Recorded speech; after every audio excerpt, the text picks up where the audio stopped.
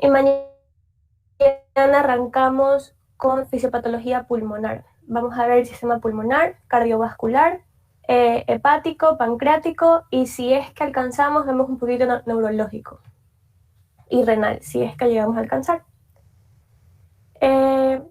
No sé si alguien aquí me quiere decir cuál es el significado de fisiopatología. Algún valiente que sepa cualquier cosa, lo que crea que signifique.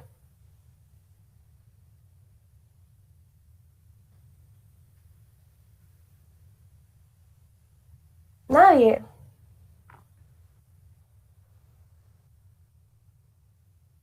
Nadie sabe lo que es fisiopatología. Ok, en el chat dicen estudio de procesos patológicos. Sí, está bien.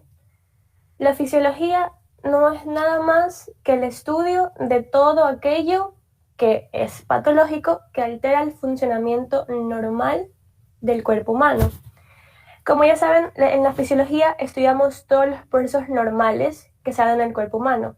En la fisiopatología, estudiamos todos aquellos procesos patológicos que alteran ese funcionamiento normal en el cuerpo humano.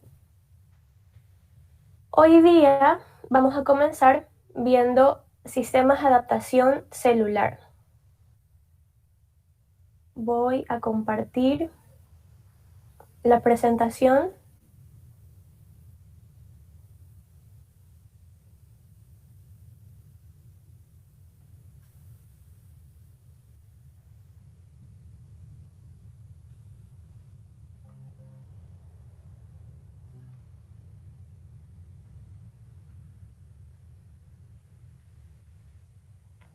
Ya, a ver. Vamos a hablar sobre sistemas de adaptación celular, ¿ok? Antes de comenzar esto, quiero explicar un poquito lo que es la homeostasis. Siguen llegando personas y tengo que admitirlas. Ya. Ya, a ver, ahora sí. Vamos a explicar sistemas de adaptación celular. No puede ser, ya no voy a aceptar a nadie más, ¿eh? Esta es la última persona que acepto, por si acaso. Ya, nadie más va a ser aceptado. Listo, ya. A ver, ya. Sistemas de adaptación celular. Comenzamos con el término de homeostasis, que influye mucho en este tema. Primero que nada, homeostasis es todos aquellos conjuntos de sistemas que nos permiten mantener un sistema interno basal en el cuerpo humano.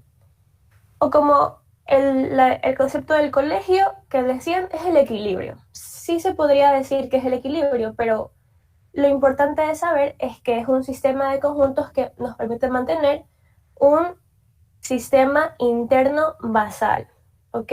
Y en esto influyen mucho los sistemas de adaptación celular. ¿Qué se les viene a la cabeza esto? Sistemas de adaptación celular. Son sistemas en los que las células se adaptan a ciertos estímulos que se dan en el cuerpo, ¿ok?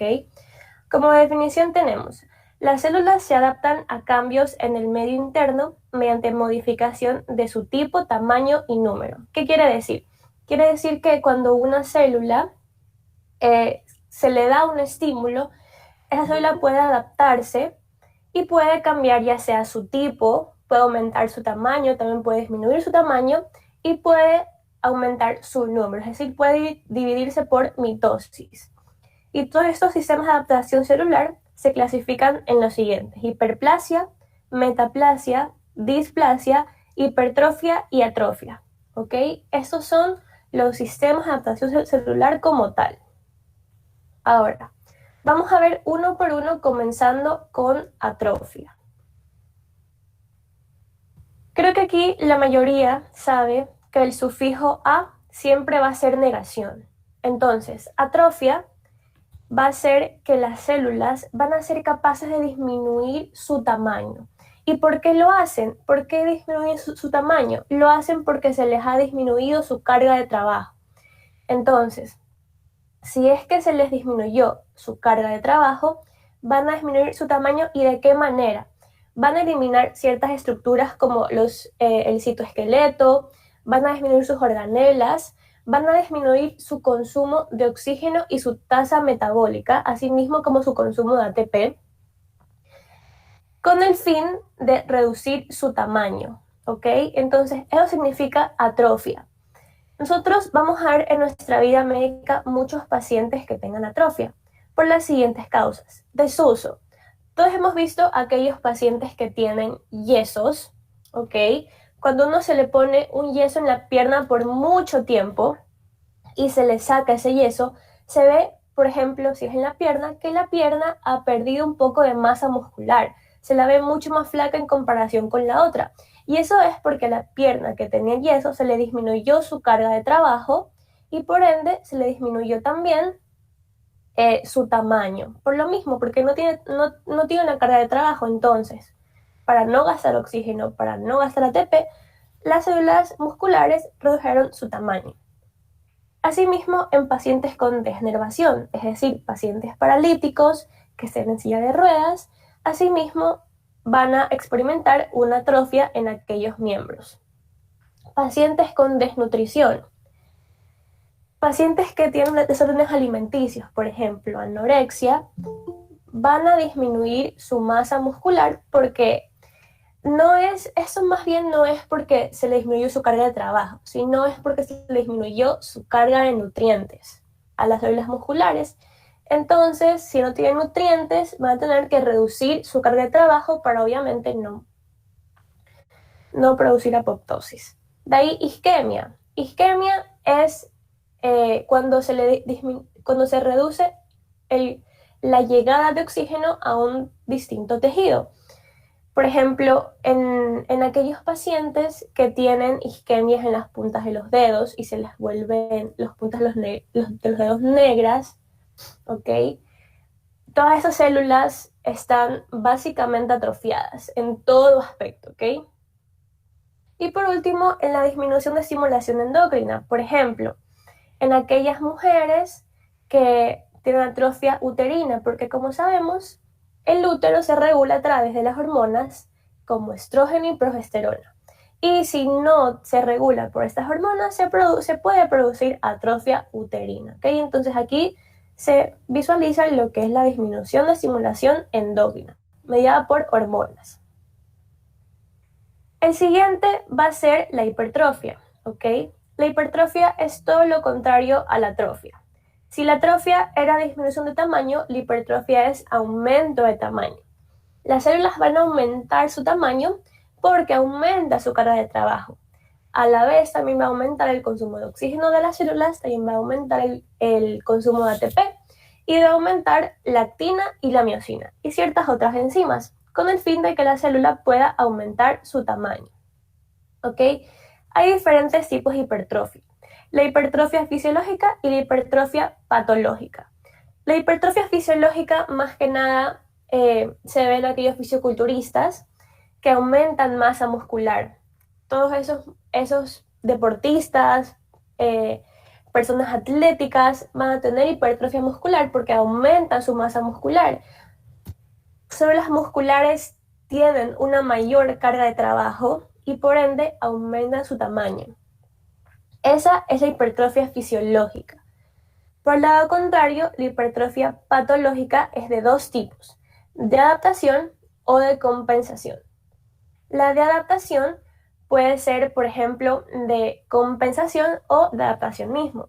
Si es adaptación, se da un ejemplo muy claro, es la hipertrofia del miocardio por cualquier cardiopatía. Por ejemplo, un paciente que tiene insuficiencia cardíaca, que su corazón necesita bombear más sangre, comienza a hipertrofiarse ese músculo cardíaco con el fin de aumentar las contracciones cardíacas y poder llevar más sangre al resto del cuerpo.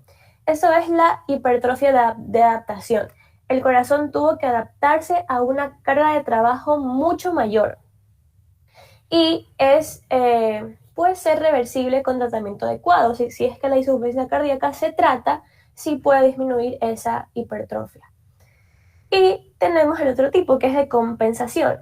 Esta, por ejemplo, se da en pacientes que, por ejemplo, donaron un riñón. ¿Ok? El riñón remanente, el riñón que les quedó, va a aumentar su tamaño, va a hipertrofiarse con el fin de compensar aquel riñón que se le extirpó. Entonces, ese riñón aumenta su tamaño, se hipertrofia. ¿Ya? Eso con respecto a hipertrofia. ¿Alguien tiene alguna pregunta hasta aquí? Voy a admitir a estas personas. ¿Nadie tiene ninguna pregunta para seguir explicando?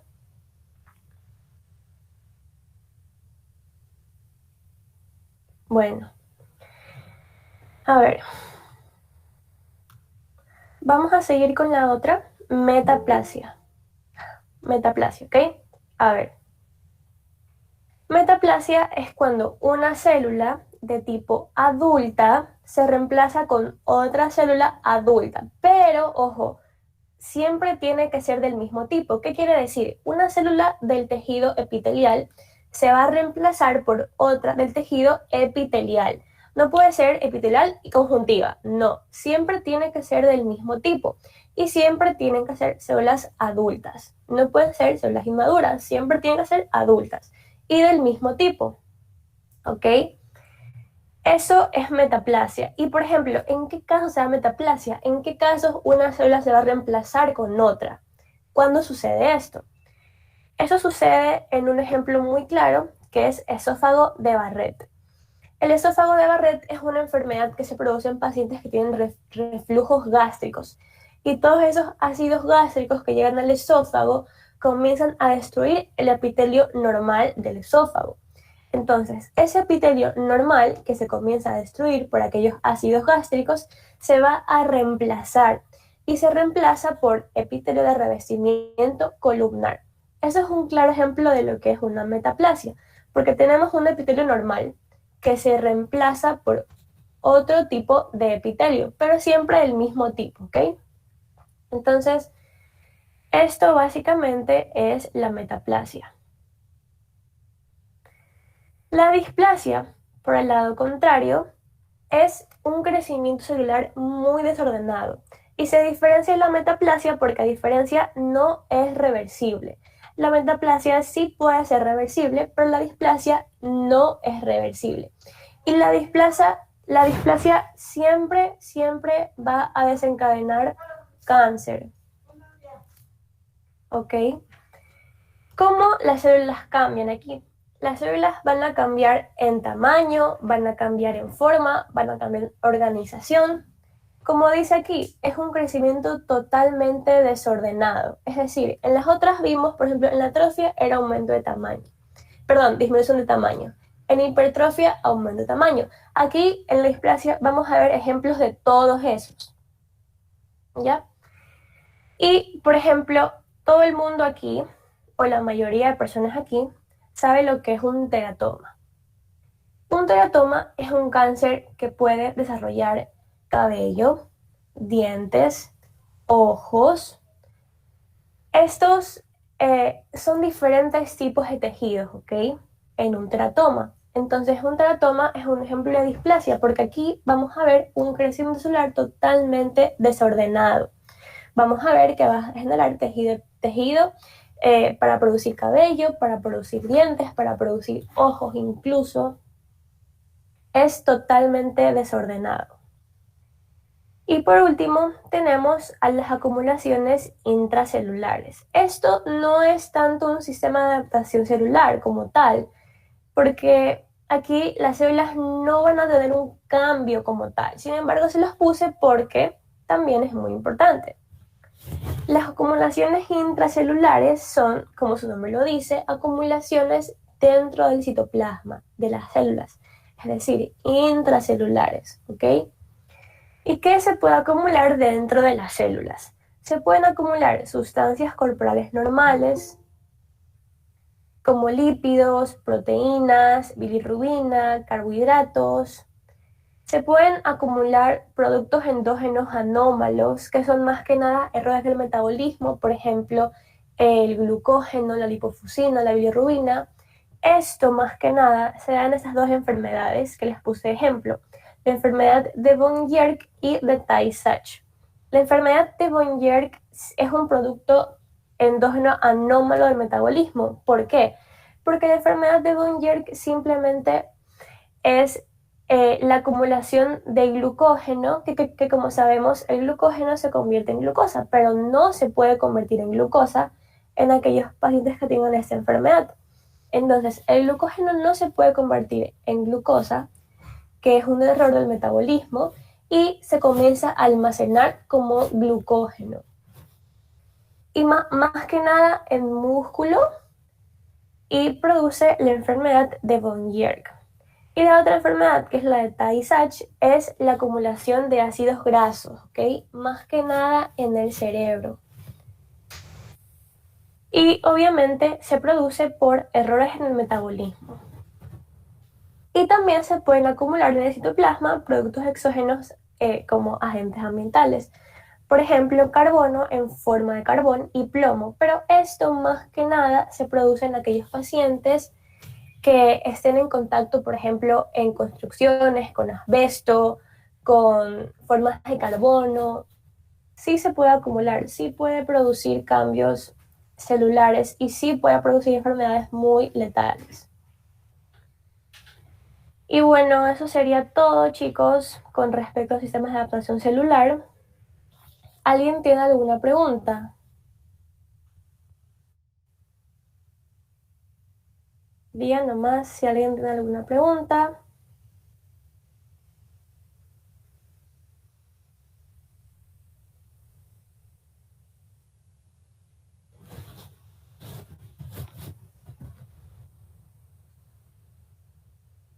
¿Nadie, chicos?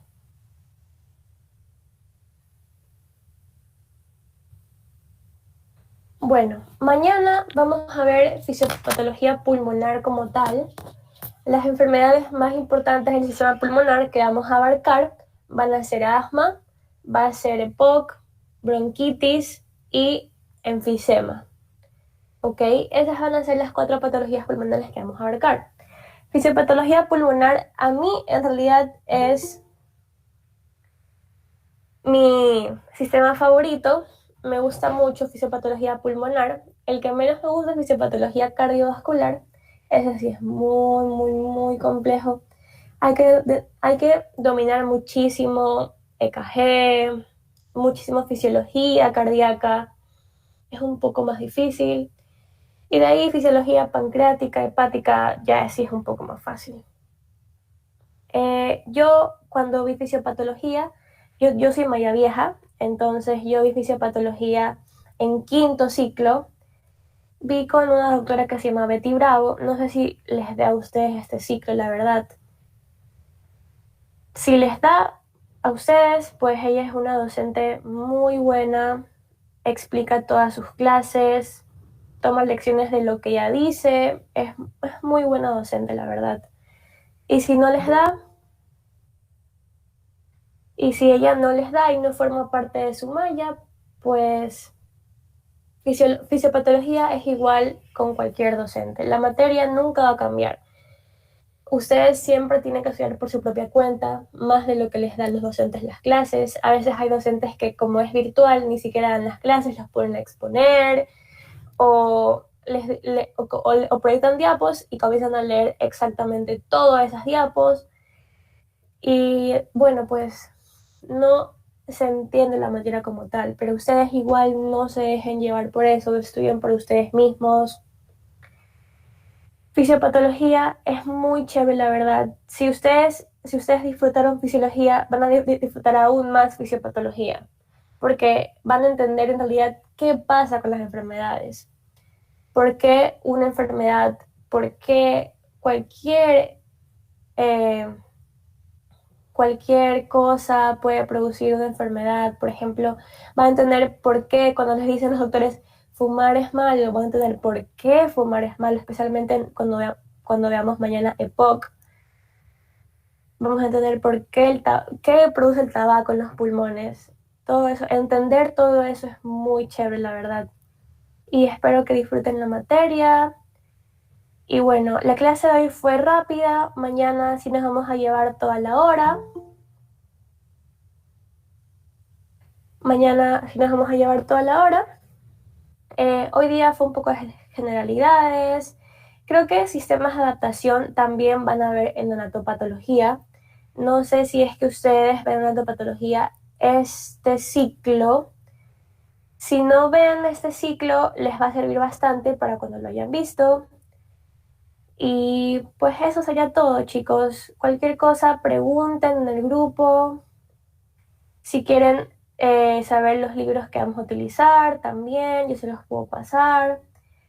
Cuando yo vi fisiopatología, utilizamos PORT y utilizamos... Ay, se me fue el nombre. Dejen... McPhee, sí. Utilizamos PORT y utilizamos McPhee. Esos dos libros, más que todo McPhee. PORT usamos más para ese primer tema, generalidades, y ya McPhee para, como tal, los diferentes sistemas y órganos. Y bueno, pues chicos, eso sería todo. Estudien, prepárense para su próxima clase.